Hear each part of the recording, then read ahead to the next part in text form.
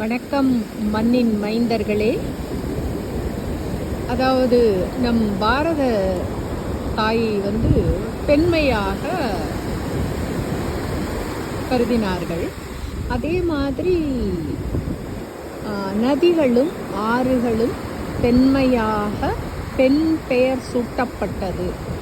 அதற்கு காரணம் என்னன்னா, இப்போ பார்த்தீங்கன்னா வட இந்தியாவில் இருக்க எல்லா நதிகளும் அதாவது பனி உருகி வருவதையெல்லாம் நதிகள்,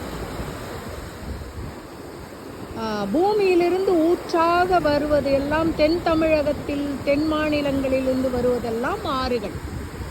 இந்த அனைத்து ஆறுகளுக்கும் நதிகளுக்கும் பெண்கள் பெயர்கள் சூட்டப்பட்டன.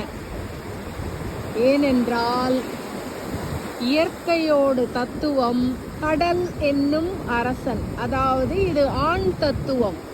இந்த ஆண் தத்துவத்தை எல்லா நதிகளும் ஆறுகளும் ஆகிய பெண் தத்துவம் இணைய வேண்டும் என்பதுதான் இயற்கையின் நியதி.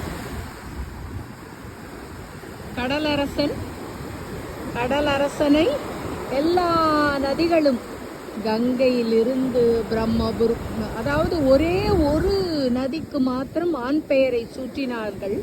அது பிரம்மபுத்திரா என்ற ஆண் பெயர். மற்ற அனைத்து நதிகளும் ஆறுகளும் இந்தியாவில் அனைத்தும் பெண் பெயர் கொண்டது. ஏனென்றால் அந்த பெண் தத்துவம் கடலரசனாகிய ஆண் தத்துவத்தை இணைய வேண்டும் என்பது நியதி.